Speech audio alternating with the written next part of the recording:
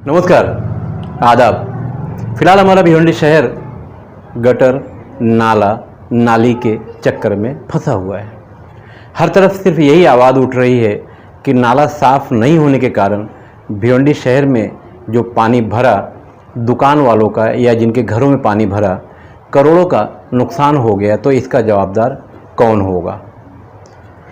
भिवंडी शहर के बहुचर्चित नेता और नगर सेवक विलास पाटिल की पत्नी भिवंडी निजामपुर शहर महानगर पालिका के अंदर महापौर हैं।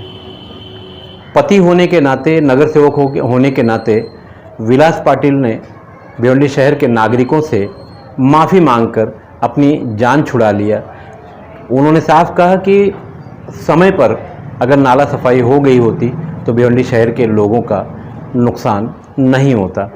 मगर बड़ी बात यह है कि जब वोट लेना था तो जनता से वादे तो यही किए गए थे कि भिवंडी शहर की एकता बनी रहेगी, भिवंडी शहर की स्वच्छता बनी रहेगी, भिवंडी शहर का विकास होगा। मगर ये सारी बातों को एक ही झटके में ख़त्म कर दिया गया कि मैं माफ़ी मांगता हूँ। देखो, पहले तो मैं भिवंडी वासियों से क्षमा चाहता हूँ और माफ़ी मांगूंगा। माफ़ी इसलिए मांगूंगा कि हम जवाबदार हैं, शहर के लोग हैं, हम नगर सेवक हैं, हमारे मिसेस महापौर है और हमारे जितने भी बाकी के नगर सेवक हैं उनके तरफ महानगर पालिका ने काम नहीं किया तो क्या इसी से काम चल जाएगा? माफ़ी मांग लो।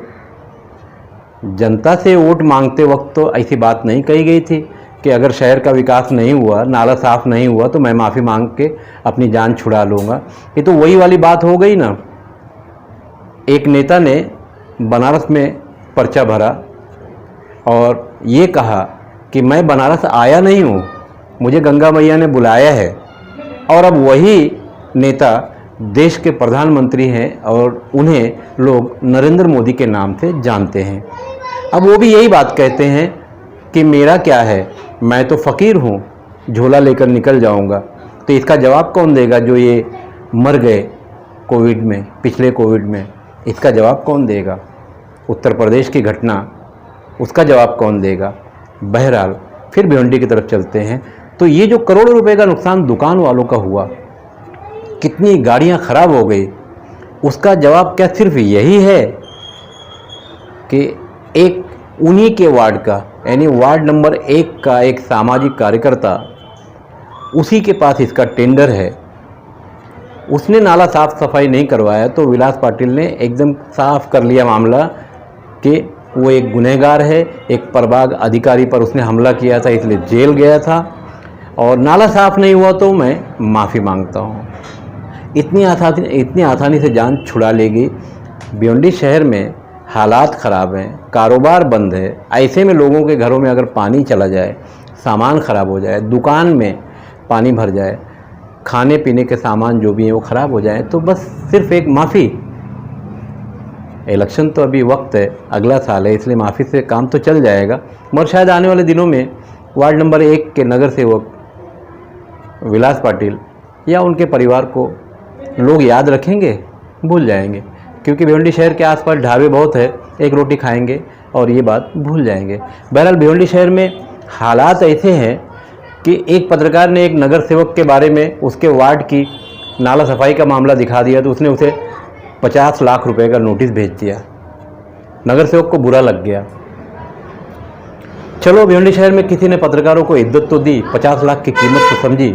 इसके पहले मुझे भी एक बैंक से 1 करोड़ की नोटिस लगी थी, तो चलो थोड़ी मोड़ी इज्जत बची है पत्रकारों के भी। बहरहाल भिवंडी शहर के पत्रकार काम इसलिए करते हैं कि जो समस्याएं हैं जनता और सरकार के बीच लाई जाए, क्योंकि समस्याएं जनता की हैं और उसका हल सरकार के पास है।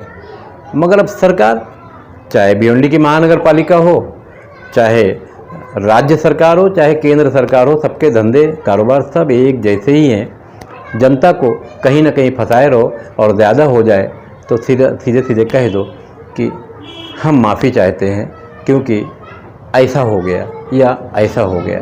यानी नरेंद्र मोदी कहते हैं मैं तो फ़कीर हूँ, झोला उठा के निकल लूँगा। ठीक उसी तरह से विलास पाटिल ने भी कह दिया कि साफ सफाई सही समय पर नहीं हुई, लोगों का नुकसान हुआ, इसलिए मैं माफ़ी चाहता हूँ।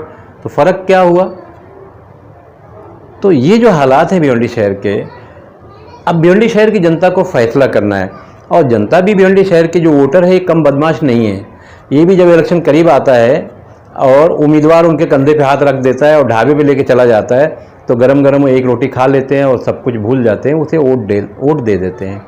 तो कम से कम वोट देते वक्त इतना लोगों को ध्यान रखना चाहिए कि किसे वोट देना है, किसे वोट नहीं देना है।